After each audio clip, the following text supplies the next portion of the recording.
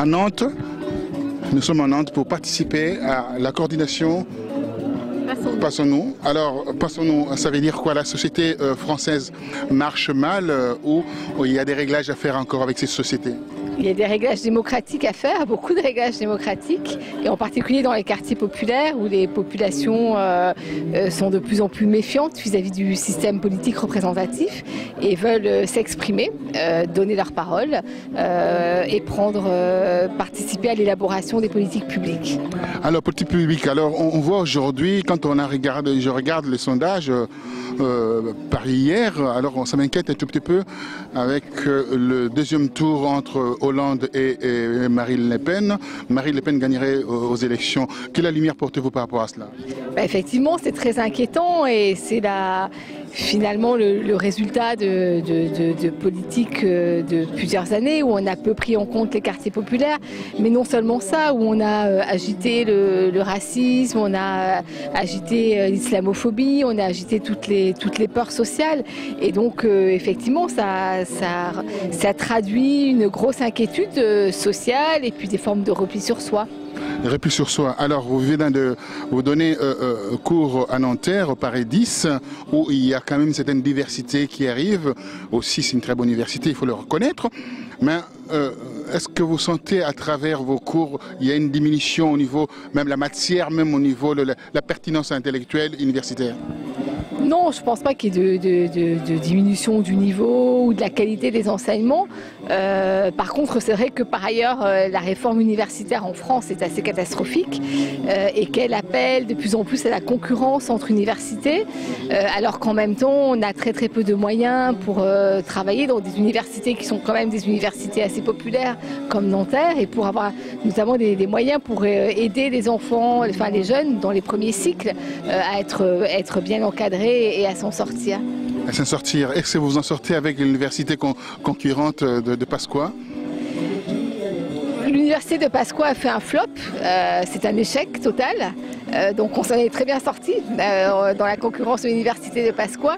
Mais par contre, aujourd'hui, c'est vrai qu'on est un petit peu inquiet des différentes réformes qui nous sont imposées, des regroupements d'universités qui nous sont imposés et qui sont un danger pour la qualité de l'enseignement. La qualité de l'enseignement. Je me suis retrouvé aujourd'hui à Nantes. Il y a quand même une expertise au niveau du terrain. J'ai senti même dans les chefs de ces jeunes, on stigmate, on montre du doigt, ils ont une certaine matière. Pourquoi les politiques ne s'approchent pas de ces jeunes de quartier?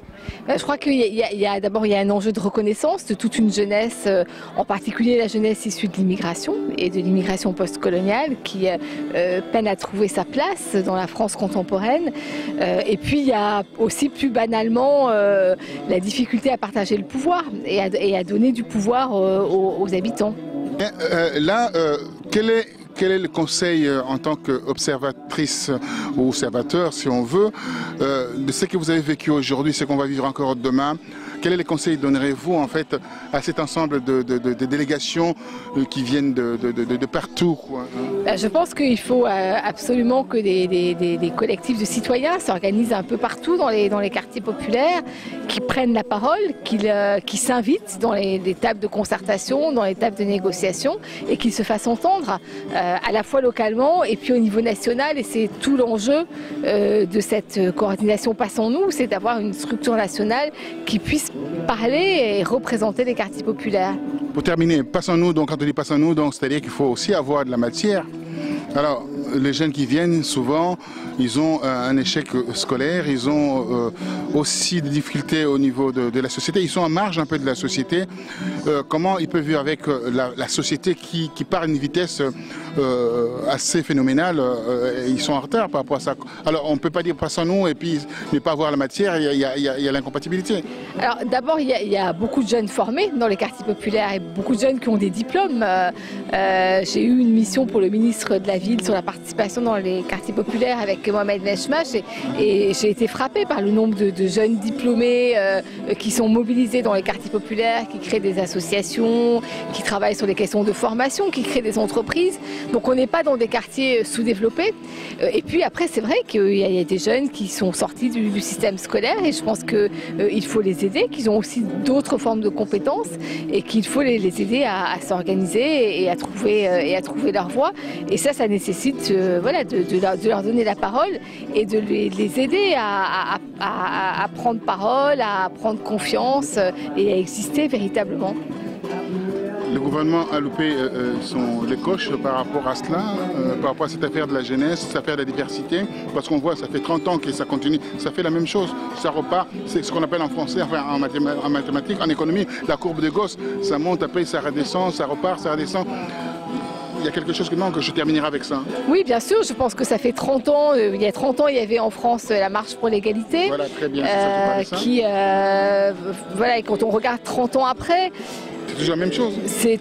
C'est pas complètement la même chose parce que d'un côté, on peut dire que la question de la discrimination est montée dans la société française, hein, qu'elle est reconnue, et en même temps, elle est toujours là et elle est toujours très forte. Et puis il y a eu des promesses qui ont été faites, notamment par les gouvernements de gauche, comme le droit de vote, par exemple, pour les populations étrangères, comme aussi aujourd'hui le contrôle, comment dire, le niveau de faciès. Voilà, je trouve pas le mot, le certificat, voilà, pour le contrôle au faciès, qui permet de réguler les formes de contrôle d'identité raciste. Et donc ça, c'est aussi une proposition du gouvernement socialiste qui n'a pas mise en œuvre. Donc il y a une grande déception de la part des habitants des quartiers populaires qui pourtant ont été parmi les électeurs du candidat Hollande.